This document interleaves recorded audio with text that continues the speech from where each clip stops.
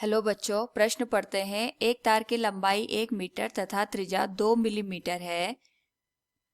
इससे 2 किलोग्राम का भार लटकाने पर इसकी लंबाई में 1 मिलीमीटर की वृद्धि हो जाती है। इसी पदार्थ के दूसरे तार जिसकी लंबाई 2 मीटर तथा त्रिज्या 1 मिलीमीटर है पर भी वही भार लटकाया जाए तो लंबाई में वृद्धि कितनी होगी। तो सबसे पहले हम यहाँ पे मुख्य अवधारणा का प्रयोग करेंगे और हमारे पास यहाँ पे जो मुख्य अवधारणा है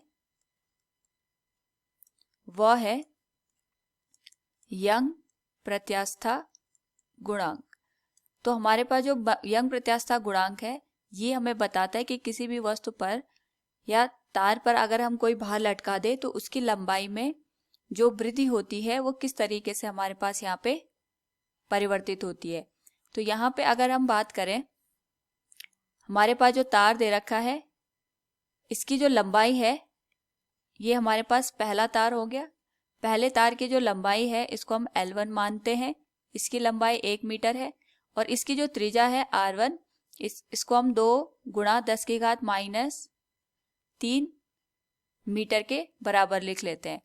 तो इस स्थिति में इस पे अगर हमने यहाँ पे 2 किलोग्राम का भार लटका दिया तो लटकाया गया जो भार है इसको हम यहाँ पे F1 मान लेते हैं और जो इसकी लंबाई में वृद्धि हुई है इसको हम डेल L1 मान करके इसका जो मान है ये 1 मिलीमीटर के बराबर है, यानी 1 गुणा 10 की घात -3 मीटर।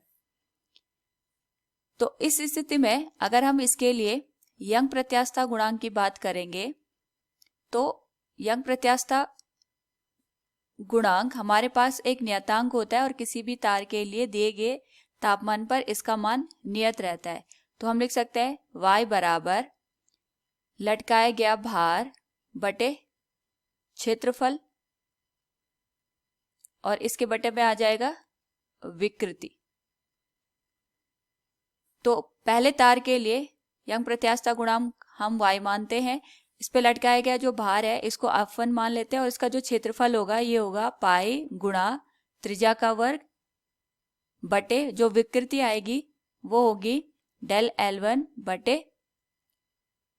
जो हमारे पास तार की लंबाई दे रखी है वो हो जाएगी L1।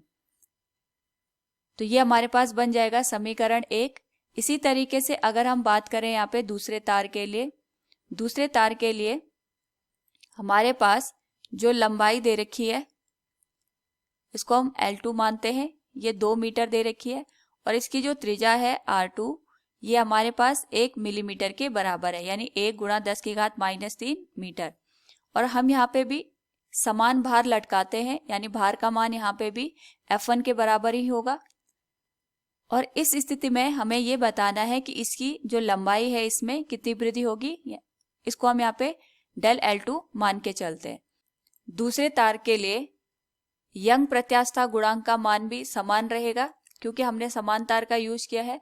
तो ये हो जाएगा यंग प्रत्यास्था गुणांक बराबर y और यहाँ पे इसको हम लिख सकते हैं भार हमारे पास समान है तो ये आ जाएगा F1 बटे क्षेत्रफल आ जाएगा पाई गुणा त्रिज्या का वर्ग बटे विकृति इस केस में हमारे पास यहाँ पे डेल L2 बटे इसके जो लंबाई है L2 ये आ जाएगी और इसको हम यहाँ पे समीकरण 2 दे देंगे। तो अगर हम देखें क्योंकि समान पदार्थ हमारे पास है तो समीकरण 1 का मान समीकरण 2 के बराबर आ जाएगा। तो समीकरण 1 को अगर हम देखें तो इसका मान है F1 बटे पाई गुणा त्रिज्या का वर्ग गुणा लंबाई L1 बटे इसमें जो हमारे पास यहाँ लंबाई में वृद्धि हुई है वो आ जाएगी डेल L1।